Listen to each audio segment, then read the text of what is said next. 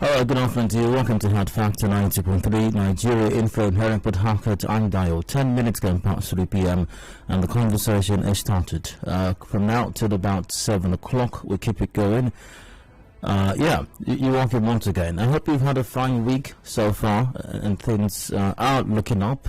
You know, things are working out somewhat. It might be happening slow, but at least there's some progress. Maybe it's a step.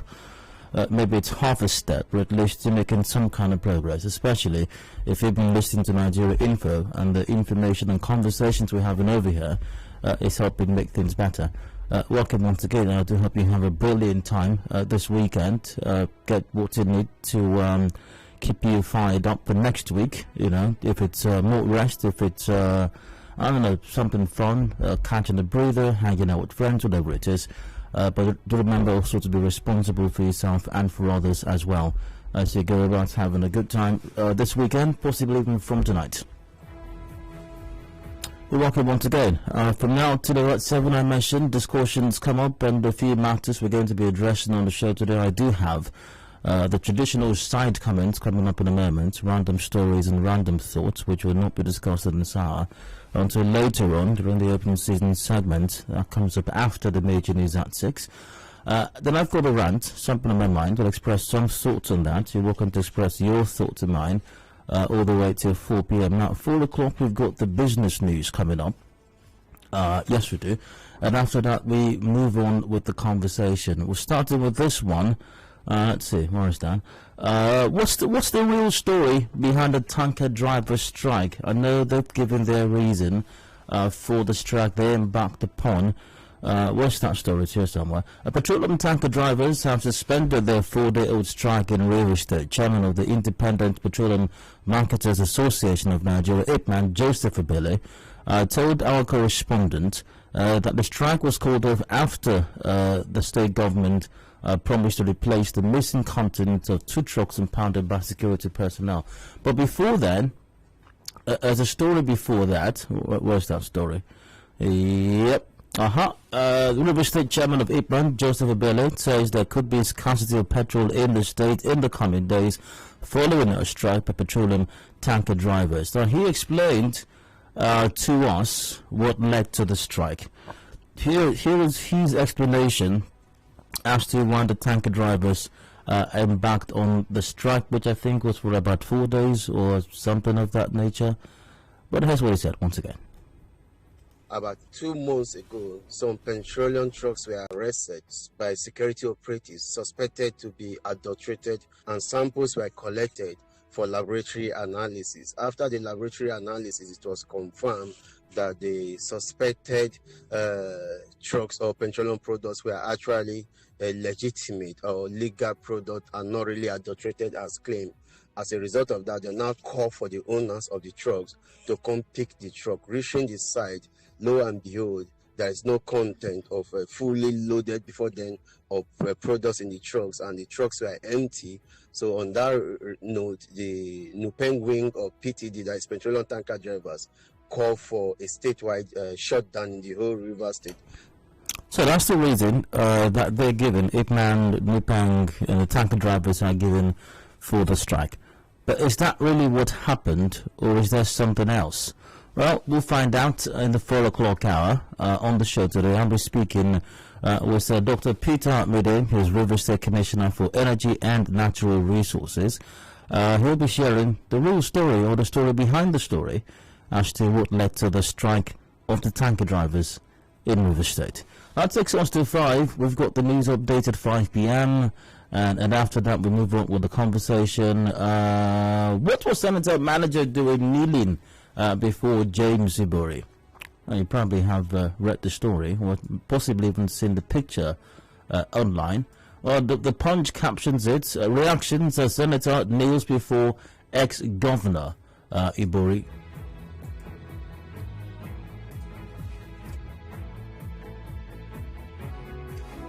Oh, I do have the story here. Once again, captioned, reactions as Senator kneels before ex-Governor Ibori. Now, here's the story. A picture showing the senator representing Delta South Senatorial District, James Manager, kneeling before a former governor of Delta State, James Ibori, has gone viral on social media. eliciting reactions from many Nigerians. Now, in the picture, Senator Manager is seen wearing an Ankara outfit with a face mask below his chin and his hands folded, while Ibori in a blue outfit sits on a red couch. Ibori was governor of the Oil-rich Delta State from 1999 to 2007, but was later convicted for embezzling billions of state funds, while Manager has been a senator since 2003 and is one of the longest-serving lawmakers in the country. Ibori has, however, remained influential in the state despite his criminal record. Now, confirming the authenticity of the photo, an associate of the senator told the Punch that it was just a sign of respect in Urhobo culture. Now, I don't know if you've seen the picture, but I'm sure, I imagine that when this conversation will come up, the picture very likely will accompany the post on our Facebook page. I imagine that will happen, very likely.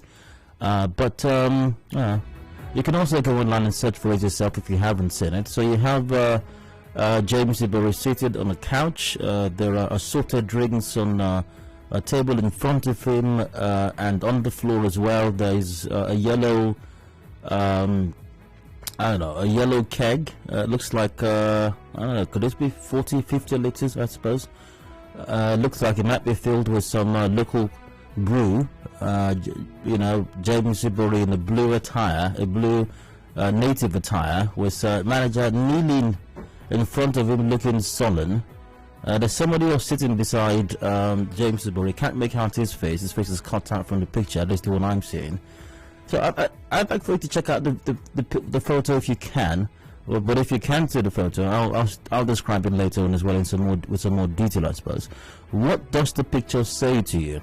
I'll tell you what Senator Manager's associates had to say about that much later on in the 5 o'clock hour at the commencement of this conversation. But we'll leave it at that for now. The headlines 5:30, major news at 6 p.m. After that, open season. If you miss out on any matter discussed on the show or mentioned by myself, you can contribute your thoughts at that time till about 7 o'clock when we wrap it up. The sports gang will be in by 7 for extra time. So that's the show for today, basically. Keep things going right now with today's side comments, random stories, random thoughts. A reminder that these random stories and thoughts are not up for discussion at this time. Just a reminder of that.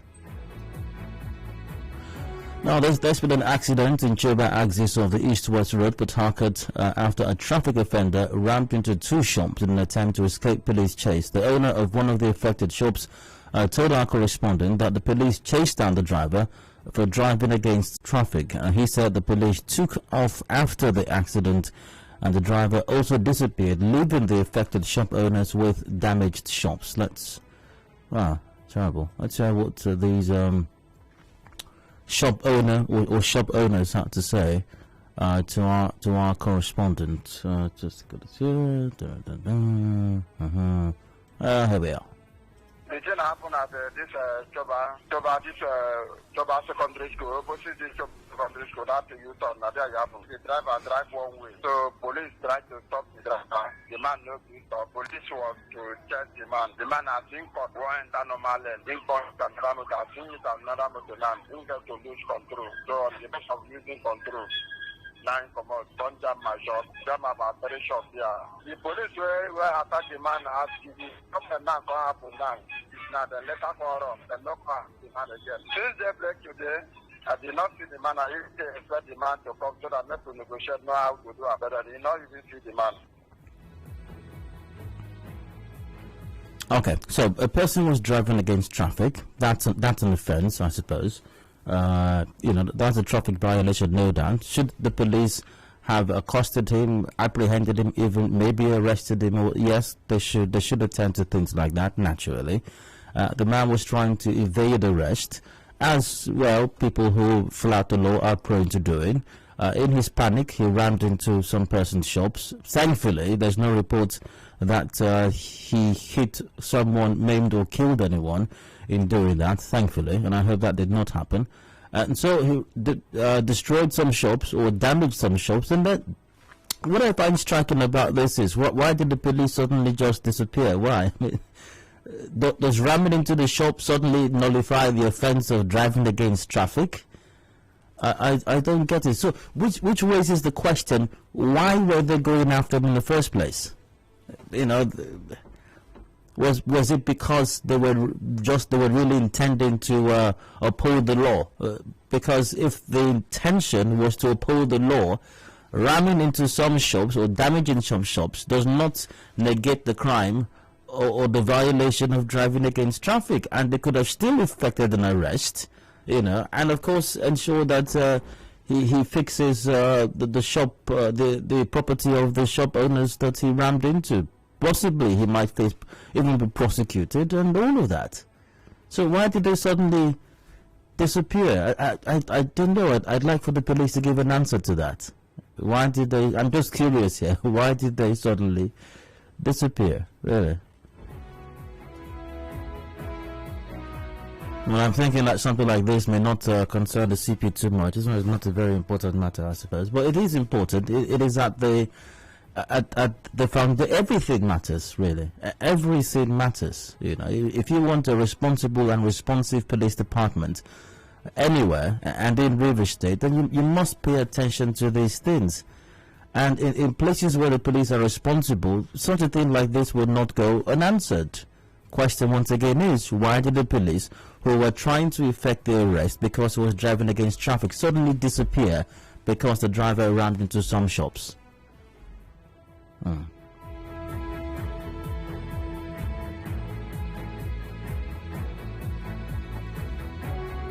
The national leadership of Maritime Workers of Nigeria have threatened to withdraw their service in Rivers State if the 9 kidnapped members are not released. Deputy National President of the Union, Francis Bruno, made this known during a press conference, and there are reports that doctors are demanding 10 million naira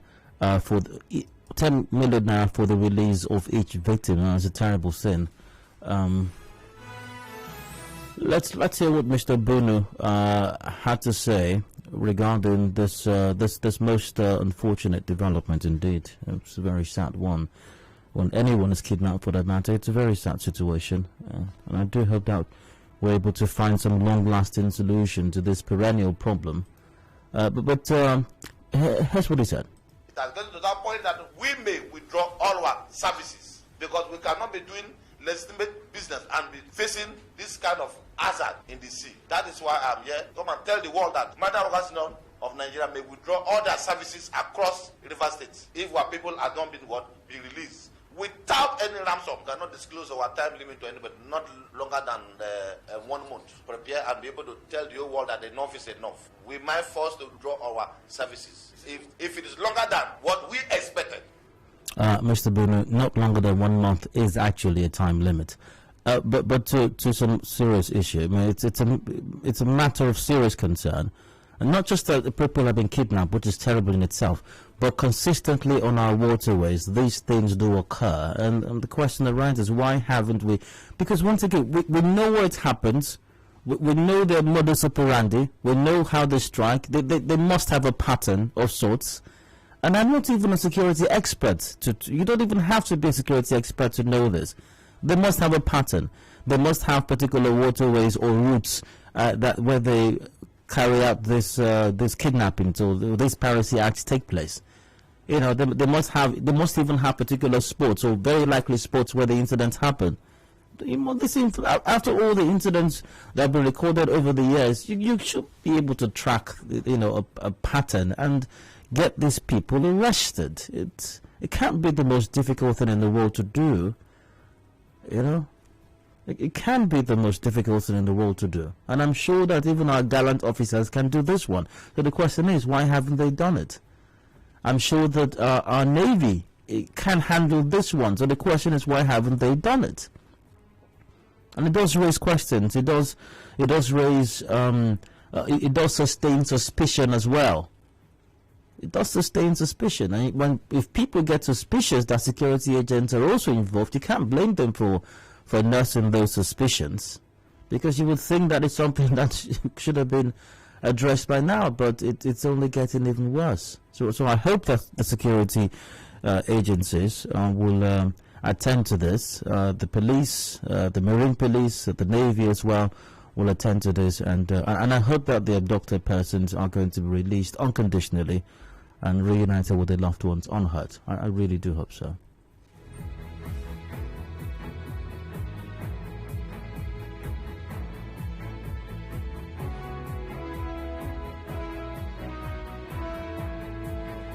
Well, I do have to wrap things up at this time. And finally, to the River State Commissioner of Police, a book of Friday.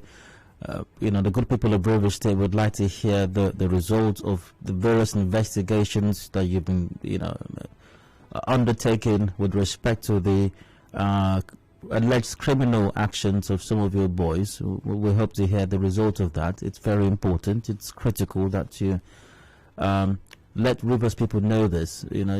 Police Commissioner, you can't just stay in River State. I don't know how many years they plan for you to remain here, and then only for you to leave a few years afterwards and get a promotion. They always get I don't know. Well, that's how it works anyways. A police commissioner gets posted here to River State. Upon leaving, they get promoted elsewhere.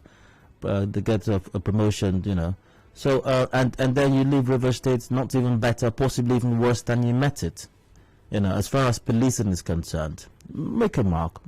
Do something, and don't just wait for promotion after whether it's 1 year or 2 years or whatever it is. You stay in River State and move on. Make a mark. Make the police force professional again. Do something obvious, something that everyone can attest to and say, yes, well, the Book of Friday was here. He sanitized the police department. Do something. And to the River State Governor, let's place some priority on education. It's critical that we do that. Flyovers are great, but education will take us to a future where flyovers will no longer be required. So that's it for today's side comments. I'm going to break. When I return, I do have a round coming up. Do please stay tuned.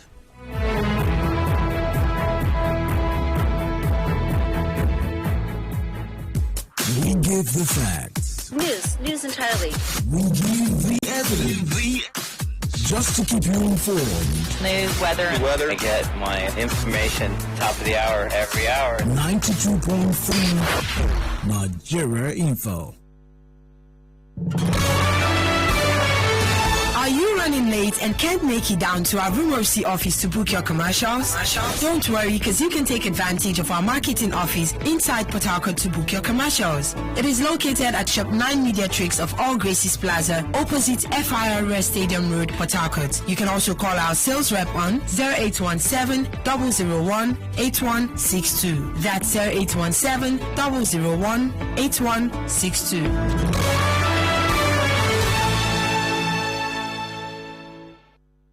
A clean surrounding is a collective effort. Diseases could be avoided with good hygiene practice. Be more responsible with how you dispose waste products. The environment will be better looking without litter and exposed garbage. We love our city clean.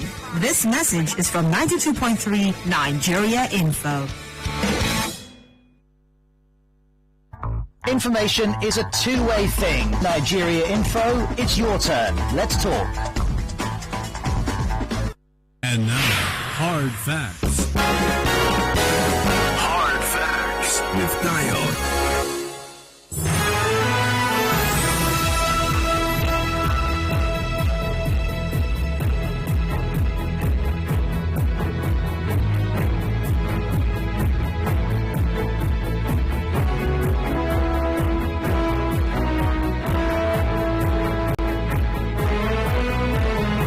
Welcome back. It is Hard Factor 91.3 Nigeria Info and here in Port Harcourt and Adedayo, and I'd like to rant for just a bit. I've got something in my mind.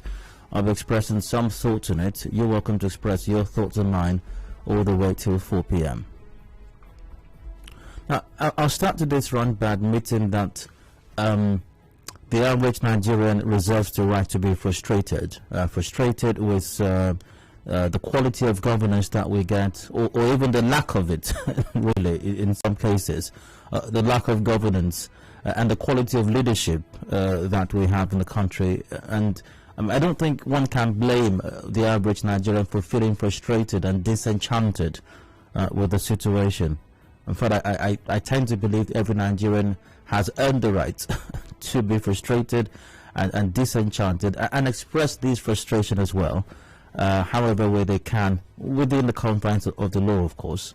Even though people do feel pushed to the wall sometimes, and they do break the rules because of the frustrations that they feel, and sometimes maybe you can't blame them. Other times, I mean, they have to be accountable, I suppose. But the point is, there is a lot wrong. There's no disputing that.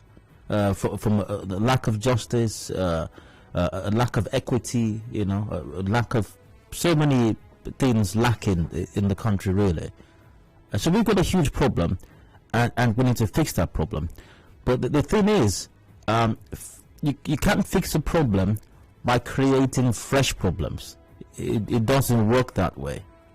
If you think that the way to solve a problem is to create another problem, you're only making the situation worse for yourselves. Now, some persons, maybe a handful of people, are going to benefit from the new problem that's been created, but ultimately, everybody suffers. Let me put it this way. Now, we have a problem with, an obvious problem with bad leadership and maybe even a lack of governance, like I said, in some cases, and that's a big problem. And what that has led to is a high poverty rate, high unemployment rate, terrible education system, worsening, health system, everything. Almost nothing works really at the moment. However, a handful of people are benefiting and reaping from that bad situation. That's a fact, with honorables and excellencies consistently cutting away billions, even trillions, and enriching themselves and buying up property and setting up structures and investments in overseas countries and even here at home as well, simply enriching themselves while the masses, the populace, keep on dying and keep on living lives in abject poverty. So some people benefit from that. Now, if we decide and we want to solve that problem, it's not happening as fast as we want to, but a lot of Nigerians are working to ensure that we can get past this terrible time in our history, really, and move on to some more promising period of our existence. And I am confident that's going to happen at some point soon, I hope. But if in trying to solve this problem, if we create fresh problems for ourselves, just like in the first case, yes, a handful of people are going to benefit from the illegalities, but we are only making things worse for the generality, for the greater generality of Nigerians. And here in the Niger Delta, there's no doubt that the Niger Delta has suffered immense neglect over the years, considering that the resources that feeds the nation fat, that feeds even the corrupt honorables and excellencies, predominantly is sourced from the Niger Delta region. A great injustice has been done to all of us in the Niger Delta for a very, very long time, and we need to address that, and we need to fix those issues.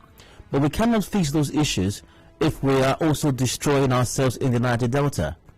It can't happen. So we're crying that the Niger Delta is not as developed as it ought to be. We're crying that the Niger Delta should have better infrastructure, should have better quality of education, should have better healthcare, should have improved security. And all of these things are good. All of these things are great, and we should keep talking about it, and we should work towards it. But in solving the problem created by the so-called honorables and excellencies, if we feel that the way to resolving that is by stealing, is by carrying out illegal oil activities, illegal oil bunkering, yes, a few persons no doubt are benefiting from that and also living luxurious lifestyles. But how does that solve the problem of the Niger Delta region? The fact is that it doesn't. It only increases the problem of the Niger Delta region. And anyone who tells you that they're taking their own, I'm taking my own too, the person is not talking about the Niger Delta region. The person is not concerned about the Niger Delta region. That person, just like the honorables and excellencies who are stealing the nation dry because of their personal greed, that person is just a replica of them as well.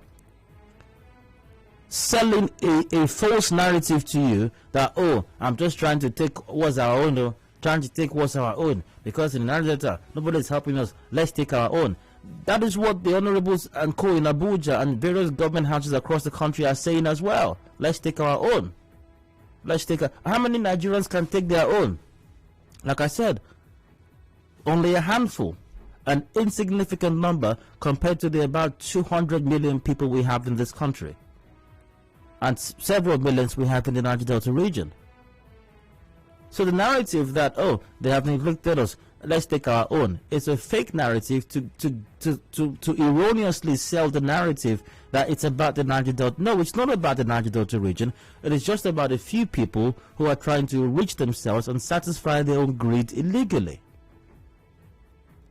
But what is the impact of these illegal activities in the Niger Delta region? I came across a story earlier today on our news, a very unfortunate incident really.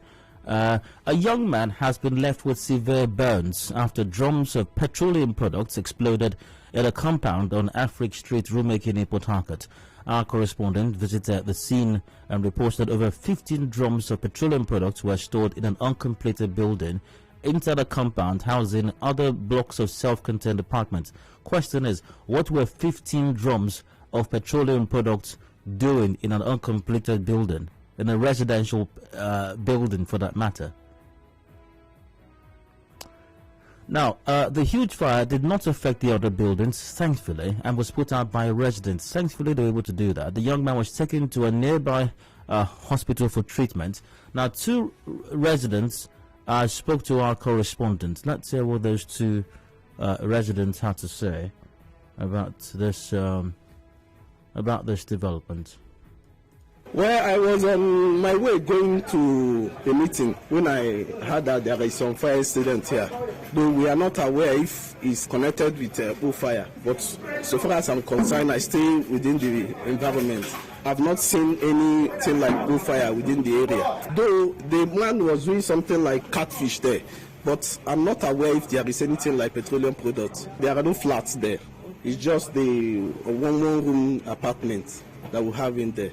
Well, I doubt very strongly that the NNPC was the one that supplied the 15 drums of petroleum products. I doubt very strongly that the NNPC was the one that stored it there, or the NNPC was the one that supplied the man the products.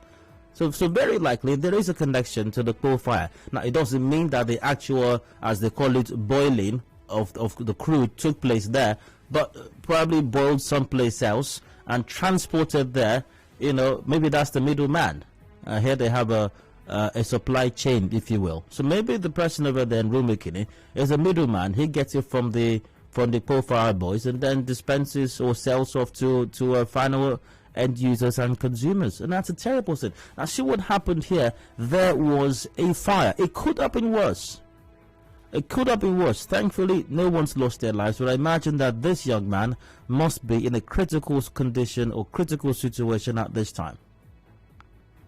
And the Choba Police Division, local vigilante, ASPAC, NSCDC personnel were at the scene of the fire incident, taking away what was left of the petroleum products. No, so the Choba Police Division, the local vigilante ASPAC, who always beat up innocent people, and NSCDC personnel, none of them knew that this particular facility or this building was being used to store very likely illegal petroleum or petroleum products, got illegally over there. None of them knew.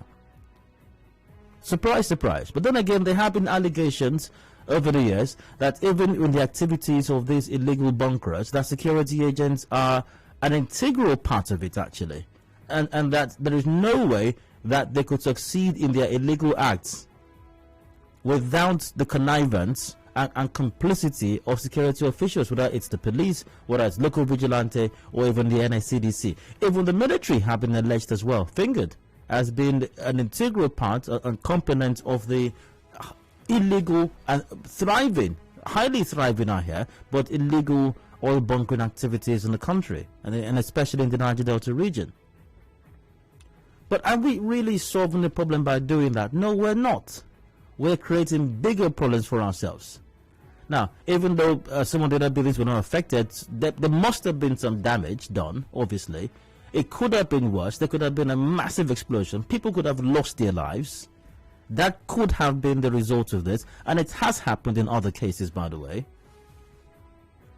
What are the effects of these illegal oil activities, oil bunkering in the Niger Delta region? Loss of huge amount of oil revenues as a result of illegal bunkering and vandalization. We keep talking about how we don't have enough money. We don't have enough money.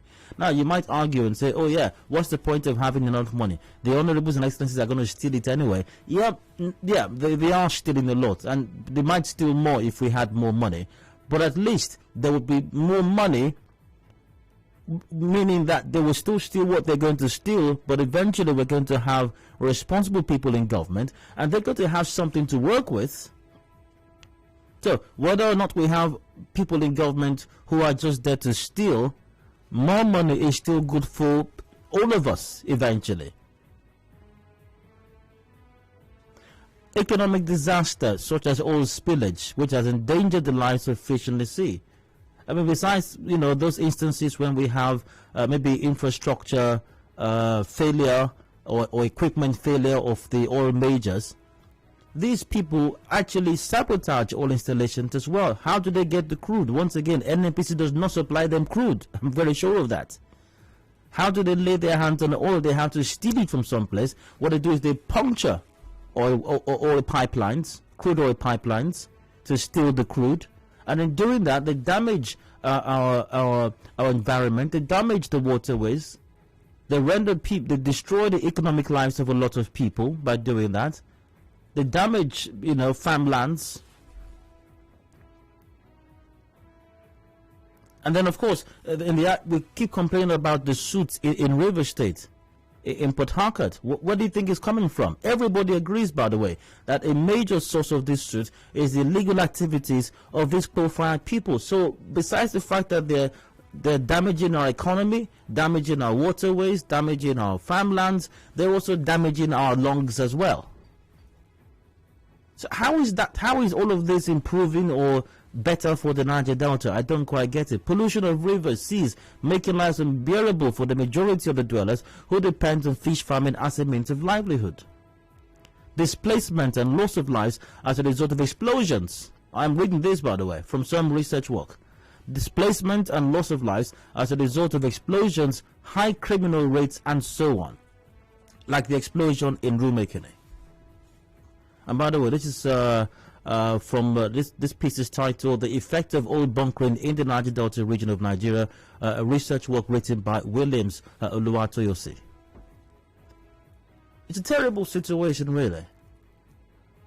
So let no one deceive you to say after all they are stealing from us already. Let's take our own too, and selling the narrative that the person is pro Niger Delta. No, that's not pro Niger Delta. That's just another greedy individual who is trying to take advantage of a situation to enrich themselves. That's what it is.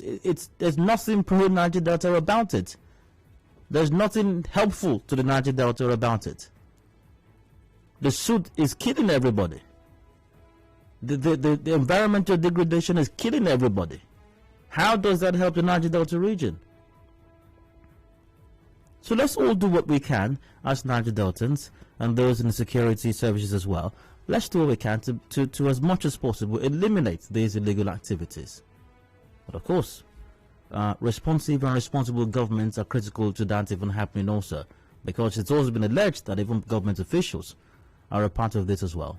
So we have a huge responsibility, an enormous responsibility actually, to ourselves to ensure we get people who are credible in government and do all that we can as well to bring an end to the horrible menace of illegal oil bunkering.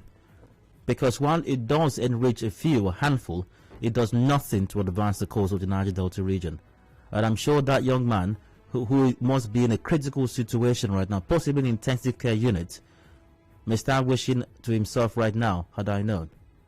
On that note, I end my rant. Thanks for listening. I hope I didn't bore you. Any thoughts about it? Terror numbers are the same line to open. We got 0817 923 0002 or 0003 0817 923 0007 as well. We're live on Facebook.com/Nigeria Info PH. WhatsApp is on 0809 030 6416. Please, I think that's it. Yeah. Keep it brief, concise, and straight to the point. And as soon as I do get to your, and once the call is answered, do please turn down the volume of your radio set. It's important that to do so, else we cannot have a conversation. All right, so do I have anything here right now? Let's see. All right, got a call already. I've got to Harry from Abandolan. Harry, you're welcome. Please go on. Good evening. Hi, Harry. Go ahead. About your ranting, I've experienced what you just said concerning the crude beef and everything. I was driving from Aba to. Oh man. Well, Harry, do call back if you can.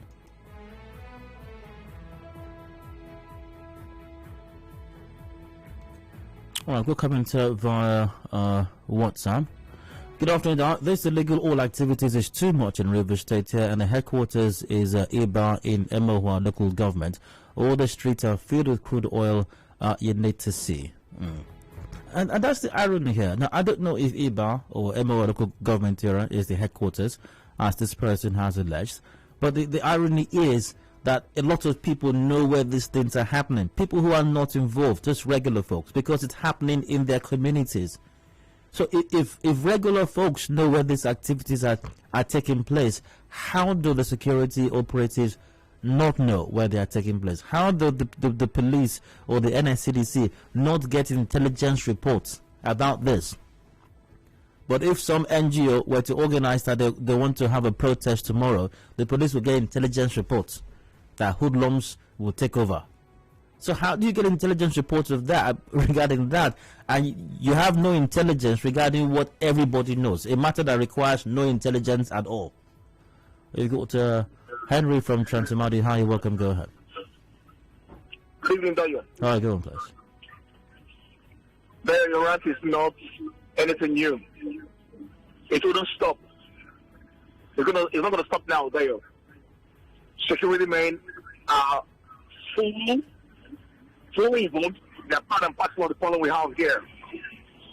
You remember one time the governor said to the former GOC in the army barrack, he's asked, he said, if you found men on the waterways and they're the ones casting away the crude, what would you do? You couldn't answer the question. Now your Iba is not out from your station, Emoa. Iba is Emoa. Go there. Go there and see what's going on there. Go and see drums. Drums are in the numbers. Also 500 drums. Just go there. This is verifiable. Just go there. The man who spoke to you earlier on is not lying. Go there. Go to those areas. Don't security men, don't they know these places? Are they not all here in Niger Delta? Go to Kokri.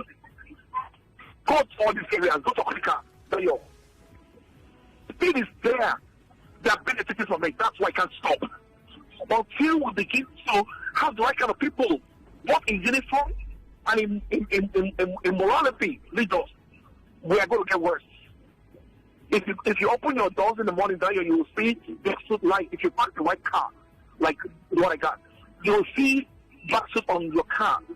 The thing is just that your kids are working on it. We're all working on it. We're living by it. We get it to our lungs. We're dying every day. Nothing's going to happen there until we have responsible government. Beginning for security. I thought that is what I'm concerned. And regret to have you, but I must move on right now. I got to. Okay, John's gone. Felix from Rumudara, you're welcome. Go ahead. Good evening, Dayo. Hi, Felix. Go on. Yes, this thing is in cahoots with most of these security operatives, because while I'm driving down to Bielsa those times, I noticed that I see this bike, and you see like 5 jerrycans or 7 jerrycans. They will tie it from the back, almost the whole place down to the front.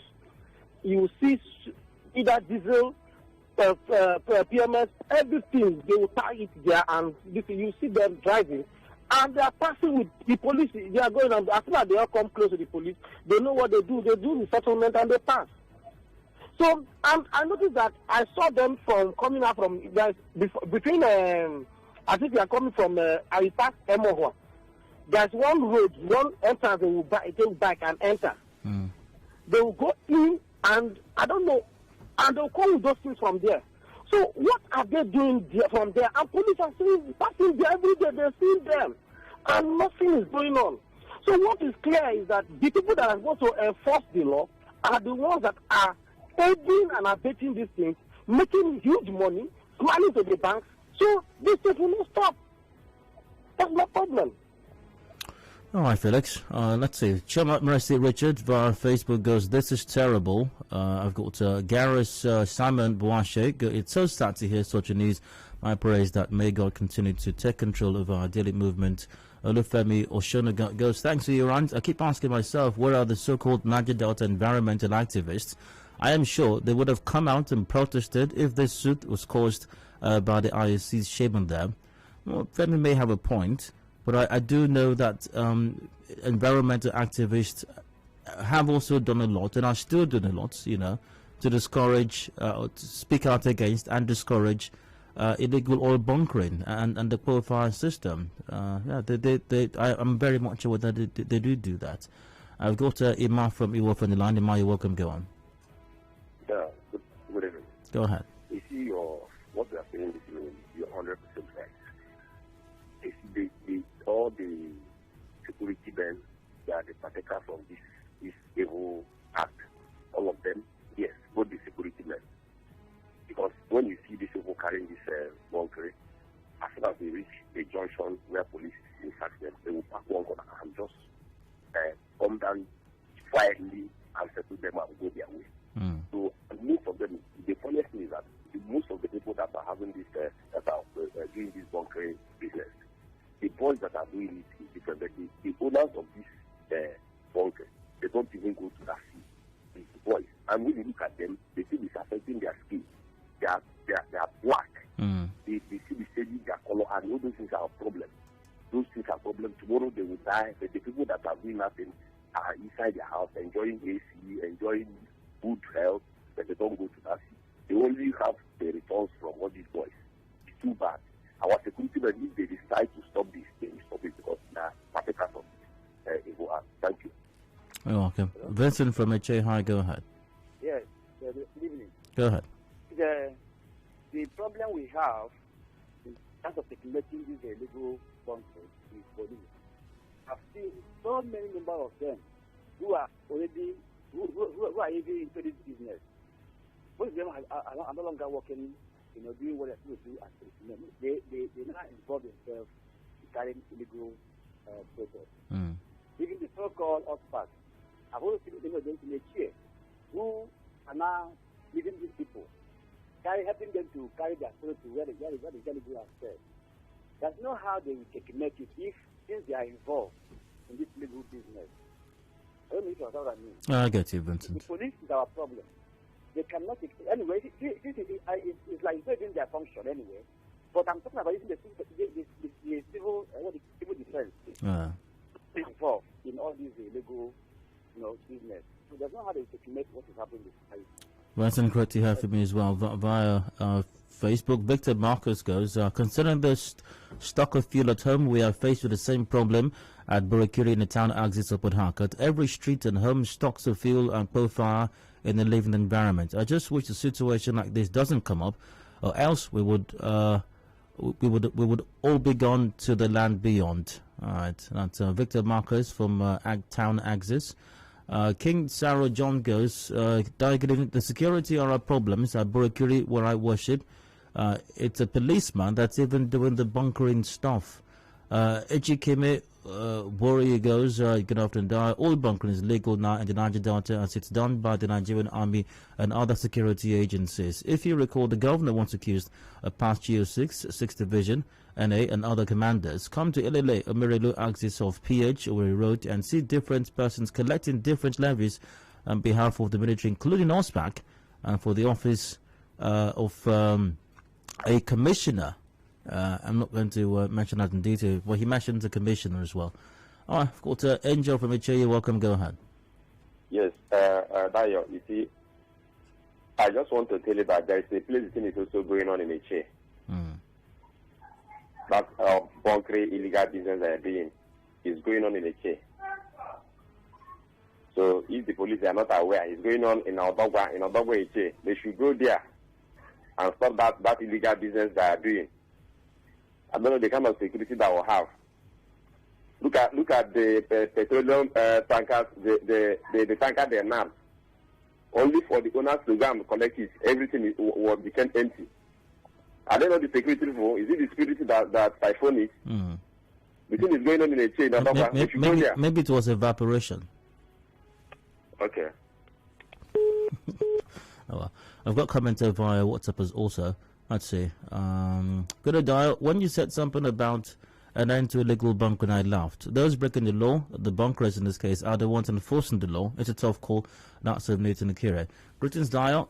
Mino in Rumuekini goes, with respect to Iran, another angle to the incident is the upcoming likely hike in PMS pricing. You can't rule out the fact that the filling stations closer to the scene of the incident may be complicit in this whole scenario. A case of illegal stockpiling, I would think, else they should have been aware of this dump and acted accordingly by notifying the relevant authorities. Why will the filling station need to store petroleum products in drums in a nearby house? Why they've got humongous underground tanks. They have their tankers. Why?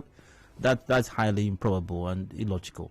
Good afternoon, Di. One thing that surprised me about this illegal bunkering, I have an eyewitness in Choba River here close to Alu Center where security personnel came to the profile joints there and collected money and left. Despite the oil spill in the river, they never mind. It's unfortunate. That's from an anonymous reporter. Di, the oil companies, DPR, ministry people, security agencies, police, army, civil defense, vigilante are all involved. They don't puncture without control. It's like a tap that can be opened and locked. The business is a merry-go-round. The only way to stop this menace is to build modular refineries immediately, train and employ those already involved in the profile refineries, but government does not care. It's already a very big market. That's from Uche Nwachuku.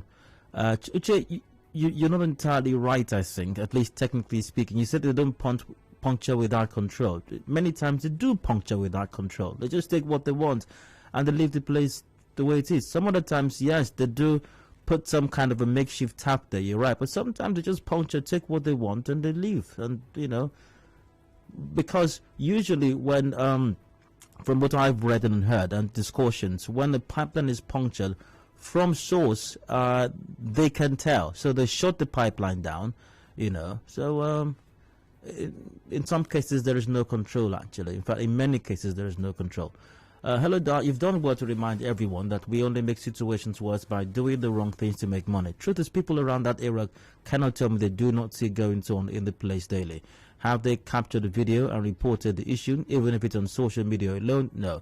Policing, as poor as it has been, is also partly because the people do not see themselves as part of community police. It's all our duty to police our environment and ensure such risks are promptly reported. That's a MacBook. MacBook raises a very important matter here, a very important issue.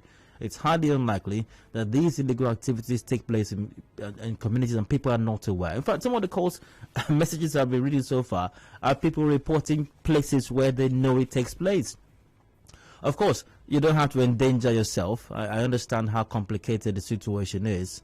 But, I mean, in these days of social media and smartphones, if you can capture a shot, if you can capture a video, if you can geolocate the place, you can put it online. Oh, this is happening here in my community. It's happening on my street. It's happening, we can see security operators collecting money from them. At least you can embarrass the police or you can embarrass the NSCDC into doing something. We all have a responsibility here. The fact is that we're all dying. It's not helping the Niger Delta in any way. And once again, anyone who says it's helping the Niger Delta is just deceiving themselves and trying to deceive you as well. They're simply greedy people who are trying to just make money from the bad situation. It's really horrible. I hope the man who was affected by the explosion, I hope he recovers. I hope he's learned his lesson. I hope people around there have learned the lesson. I hope some person has learned something from the conversation today. And by the way, my rants, I need to say this as well, I'm not in any way none of my rants has said anything new. From the inception of my rants, it's not designed to say something new. In fact, there's a preparation that I do for my show every day, and for my rant segment, I target a reminder too. It's always a reminder, whether to government, whether to citizens, whether to security operators, whether to healthcare officials. It's a reminder. I never say anything new with the rants. I'm simply reminding all of us of things we already know. 4 p.m., a break for the business news. When I return, why did tanker drivers go on a strike in River State? The Commissioner for Energy and Natural Resources, Dr. Mede, joins me for that conversation. Please stay with us.